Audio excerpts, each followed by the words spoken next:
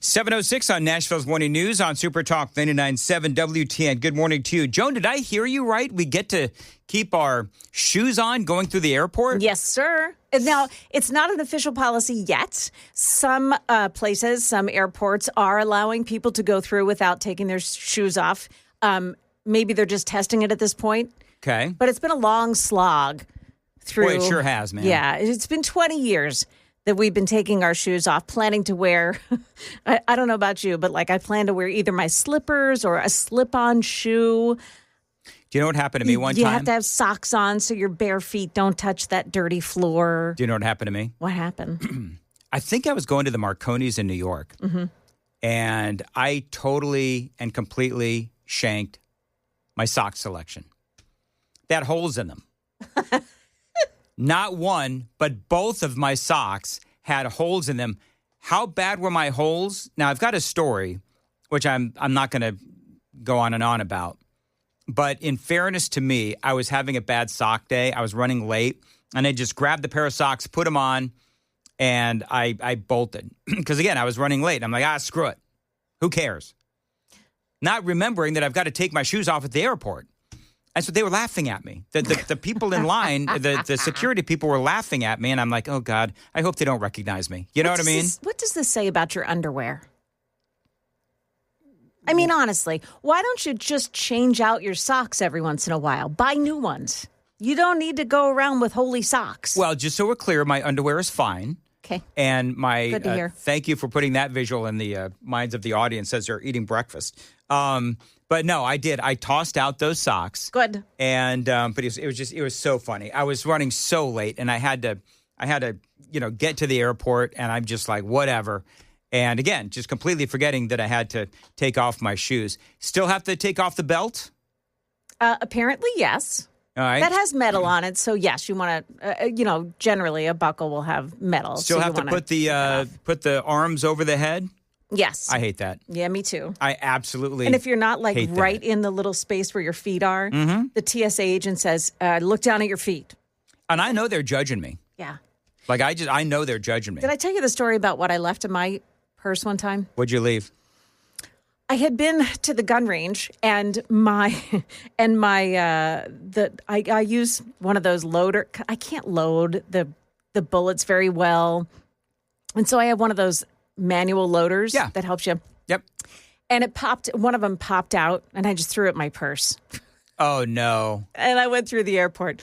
And the screener he was very kind. He circled it on the screen and he said, what does that look like to you? And I said, I don't know. I forgot all about it. Yeah. And he said, I want you to go over there, take your purse, go through your purse and dump out what you don't need. And I went through the purse and I said, hey, there's a bullet in here. That is so funny. But he let me go. I mean, I didn't get further, I no more searches. I was having my last one. I was having my car detailed last year. Yeah.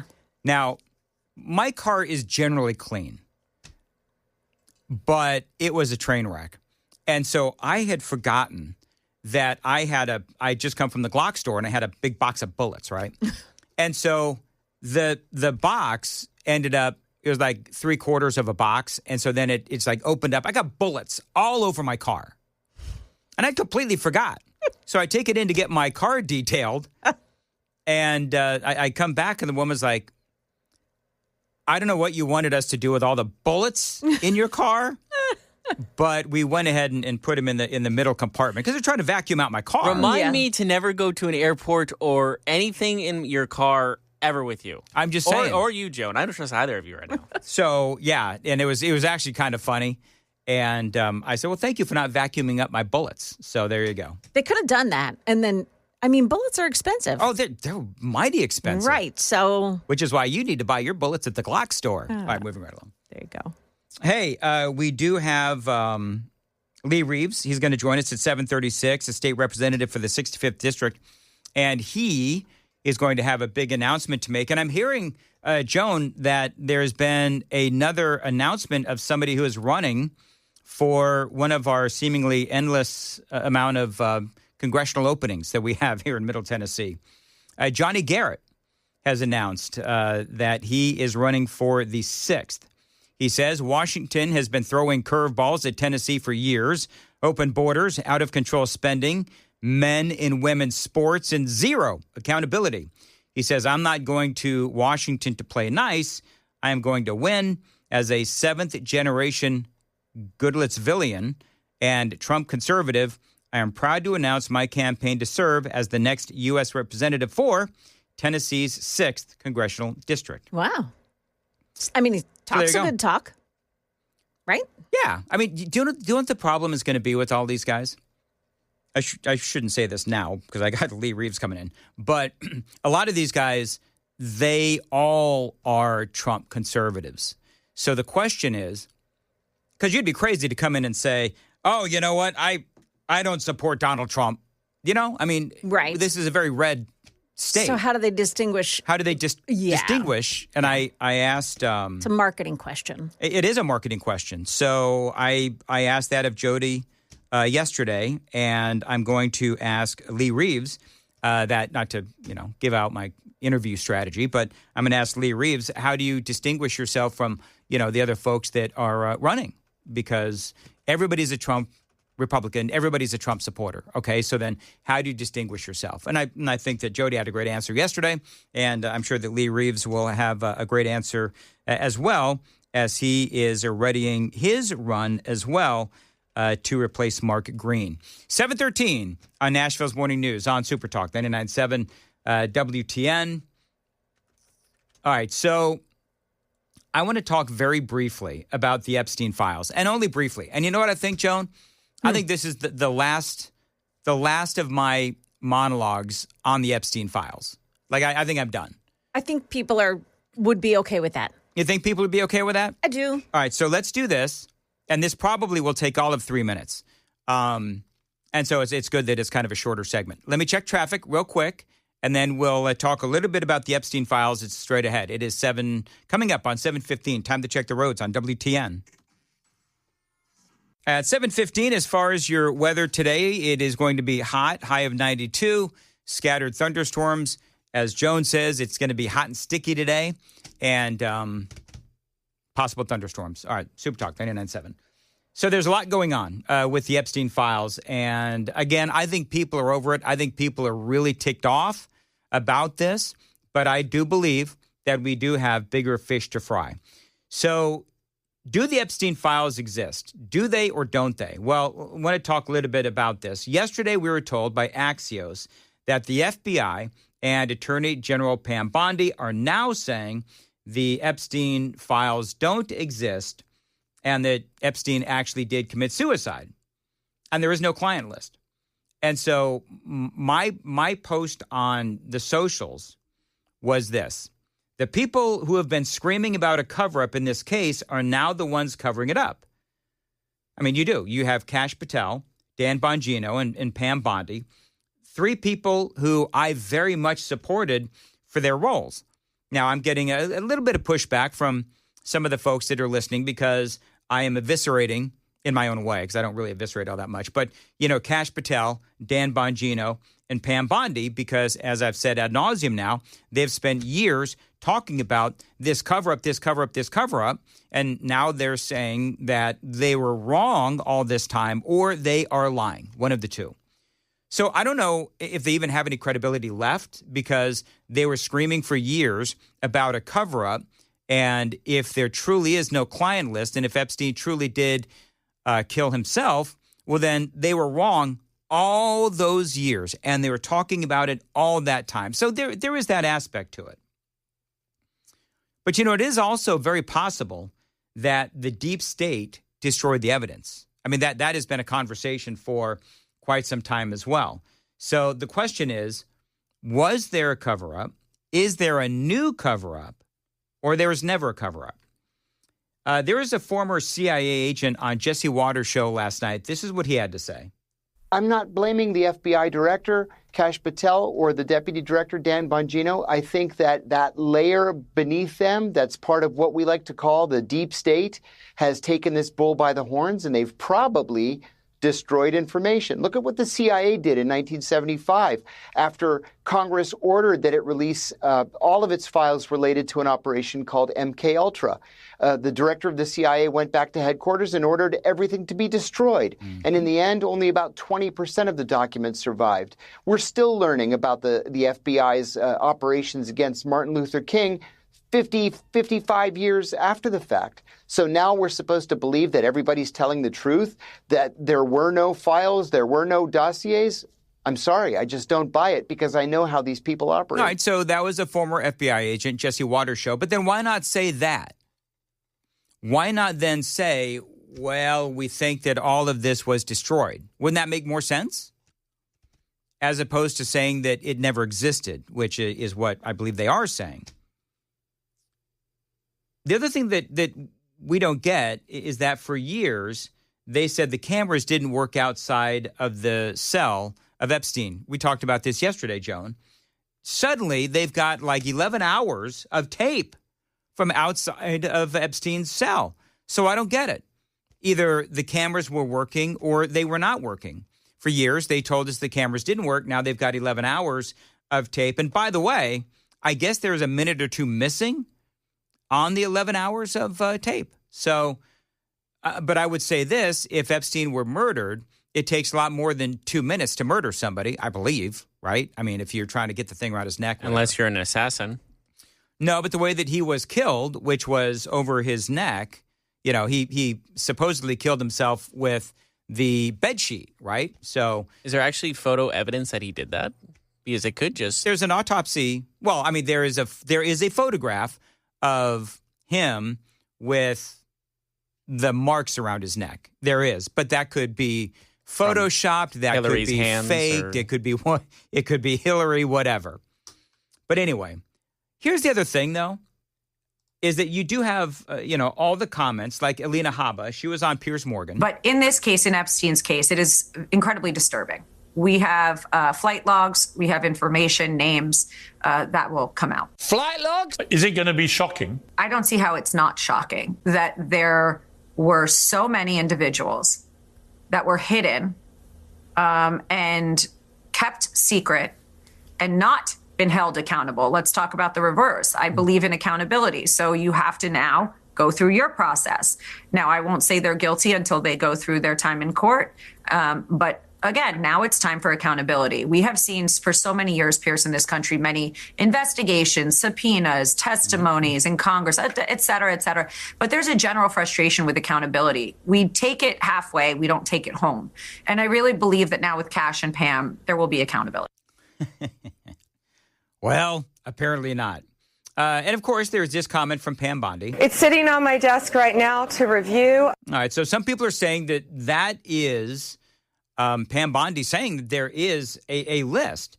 Now, some people are saying that Donald Trump is using the list to blackmail world leaders into peace talks. I don't believe that, but that's what some people are saying. But the issue is, again, that you've got all these past quotes. It's sitting on my desk right now to review. That Pam Bondi, Attorney General, and that quote was brought up yesterday to Caroline Leavitt. So what happened to the Epstein client list that the Attorney General said she had on her desk? Well, I think if you go back and look at what the Attorney General said in that interview, which was on your network, on Fox News. Got the quote. Go ahead. John Roberts said, DOJ may be releasing the list of Jeffrey Epstein's clients. Will that really happen? And she said, it's sitting on my desk right now to review. Yes, she was saying the entirety of all of the paperwork, all of the paper in relation to Jeffrey Epstein's crimes. That's what the Attorney General was referring to, and I'll let her speak for that. But again, when it comes to the FBI and the Department of Justice, they are more than committed to ensuring that bad people are put behind bars. All right, so now the administration is trying to distract from and move on from this story regarding Epstein. President Trump posted this to Truth Social. The FBI, under the direction of Director Kash Patel and Deputy Director Dan Bongino, is back to the basics, locking up criminals and cleaning up America's streets. I do like that. I do like that Trump is like, you know what? Can we just focus on the right now? Let's clean up our streets, please. Let's get that done. And that's what the president posted on Truth Social. The FBI, under the direction of Director Kash Patel and Deputy Director Dan Bongino. They are back to basics, locking up criminals and cleaning up America's streets. We have the greatest law enforcement professionals in the world, but politics, he says, in air quotes, and corrupt leadership often prevented them from doing their job. That is no longer the case, and now they have been unleashed to do their jobs, and they are doing just that. Keep it up. Make America safe again. And the president attached a story from The Federalist that actually shows that murder rates are down quite a bit. This is the headline. As deportations rise, the U.S. is on track for the lowest murder rate on record. Cool.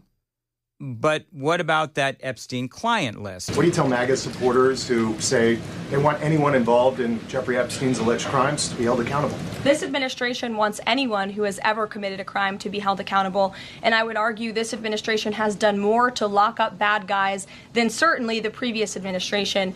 And the Trump administration is committed to truth and to transparency. That's why the Attorney General and the FBI Director pledged at the president's direction to do an exhaustive review of all of the files related to Jeffrey Epstein's crimes and his death. And they put out a memo in conclusion of that review. There was material they did not release because, frankly, it was incredibly graphic and it contained child pornography, which is not something that's appropriate for public consumption. But they committed to an exhaustive investigation. That's what they did, and they provided the results of that. That's transparency. And she, of course, again, that's Caroline Leavitt. I'm a big fan of hers as well. And she continued to focus on moving forward, which is what she's clearly been told to do.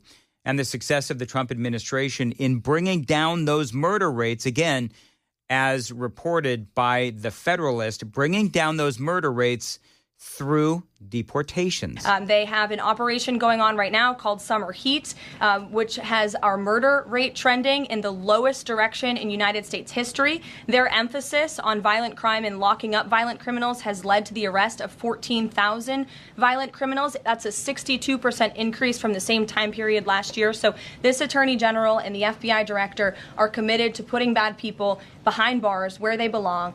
They promised an exhaustive review. That's what they did. For any further details, I would refer you to the Department of Justice. All right, so the bottom line is don't pay attention. And I'm just telling you what the message is. I'm not being snarky. The bottom line is for the Trump administration, stop asking about Epstein. If you want to know about Epstein, ask the Attorney General and the Department of Justice, and they will also not answer any more questions. Focus on right now. Focus on the good. Focus on the deportations, helping to bring down the murder rates. It is 7:24 on Nashville's Morning News on Super Talk. Joan Jones has the news coming up at 7:30. Joan, what's up? 7:38, Nashville's Morning News on Super Talk 99.7 WTN. By the way, KGB, I think you're going to have to control Lee's microphone, if you would. Lee Reeves is joining us, and Lee, you are from the 65th District, and you want to replace Congressman Mark Green in the 7th Congressional District. Well, I do. First of all, thank you for having me on this morning. Yep, I am announcing this morning that I'm running for the 7th Congressional District here in Tennessee. So you are just finishing up your first term. Like you've been in the state legislature for like a year. So are you ready for such a quick promotion? Well, it's a good question, and it's one I'm sure I'm going to get. But look, I wanted to serve the people, and this is not the timing I would have chosen. Obviously, I would have hoped that our congressman had stayed longer, and I may not be running, but the opportunity is right now to serve a greater district than the one I have, and I love. I love what I'm doing right now, but I think it's an opportunity to serve. Well, your district, and I've been mentioning this, is made up of parts of Franklin, Thompson Station, Leapers Fork, and Fairview. Yep. And so I'm going to ask you the same thing I asked Jody Barrett yesterday. So the 7th Congressional District does have, parts of Nashville, and is it going to be difficult to reach all those folks? Well, look, there's all kinds of different demographics. We've got people in rural counties. We've got suburban areas. We've got downtown, very urban areas. Fortunately, I've lived in all of those kind of areas. And so I think I can relate to everybody and understand where they are positionally. Let's talk about your background real quick. What did you do before politics? I know that you went to Georgetown Law. I did. So I went to Georgetown Law, and I practiced real estate law for 12, 13 years. Sophisticated contracts, representing big banks and, making loans and that sort of thing. And then, people buying and selling. Got onto the investment side of real estate and started investing myself, and have continued to do that. So I understand businesses, I understand budgets, I understand payroll. I've made payroll for a long time now, and I bring that into the political role that I both inhabit now and that I'm seeking. I thought it was interesting, the reason why you got into politics. Talk a little bit about that. Yeah, happy to. So we moved to Tennessee I grew up in Bowling Green, Kentucky. So, kind of wanted to get back to the region, but had lived in a couple different places, moved here in 2019. And the first thing I did was get involved in the community. I went out and sought out a civic organization and stopped by the Lions Club, and Rotary was next, but the Lions Club, I think, needed energy, and that's where I decided to put my energy. It's very similar to analyzing this congressional race right now. This is where energy is needed. And so I've been very consistent about trying to serve, and that's why I got involved in politics in the first place. Talk about the Education Freedom Act. Sure. You voted for it. I did. And so I think when you look at you versus at least one of your other opponents, he voted against and you voted for. So I think that's going to be one of the distinctions.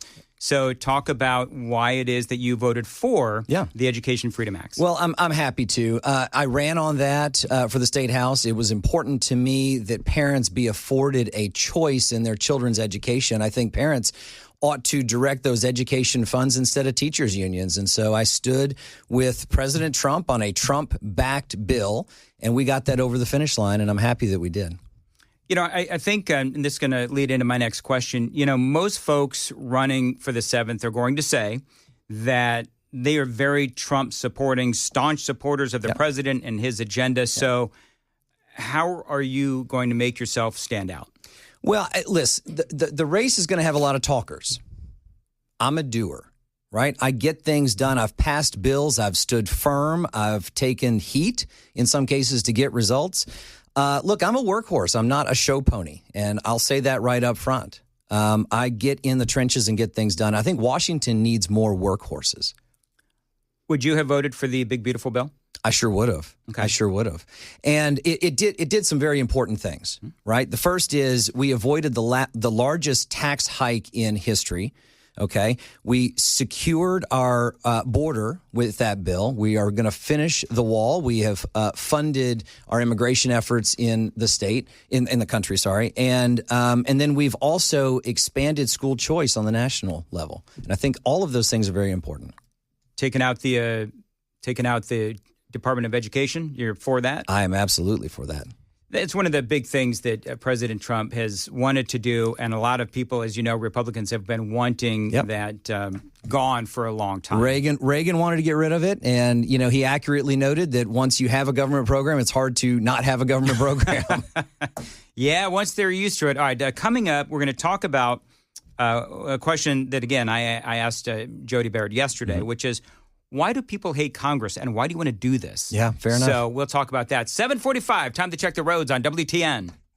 7:45 on WTN. As far as your weather for today, it's going to be hot, 92, probably going to feel like 98, 99 degrees, and some possible thunderstorms as well. Appreciate you listening to Nashville's Morning News. Lee Reeves is joining us. He is the state representative for the 65th District, and he wants to replace Congressman Mark Green in the 7th Congressional District. And, of course, we all know that he has decided to retire from Congress. So, Lee, let's talk a little bit about why is it that everybody hates Congress, and why do you want to do this? Yeah, those are both great questions. Why does everybody hate Congress? Because they have the sense that you go up there and it's very tough to get things done. And guess what? It's gotten worse. We have a very slim majority, and I think we need people up there who are working very hard every day to get President Trump's agenda across the goal line. And that's what I would go up there and do. And I think we've got others who want to hold votes hostage to, negotiate, this or that. And sometimes that's important, but not right now. We've got a very slim majority, and I want to go implement the agenda that President Trump has. You are a supporter for legal immigration. Like all conservatives, you want to demagnetize Tennessee, and we want no illegal immigration, obviously what we want. Are you satisfied with President Trump's mass deportation efforts so far, and specifically here in the state of Tennessee? Yeah, I mean, look, it's never a perfect system when you are having to catch up from 4 years of just a totally open border. Yeah. But yeah, I am absolutely for getting criminal illegal aliens out of our state and out of our country. I passed legislation this year to give law enforcement an additional tool to do that for illegal aliens from other states driving on our roads. I also have 2 bills still yet to pass, and if I'm elected, I will sign those over to somebody else to continue to carry that ball.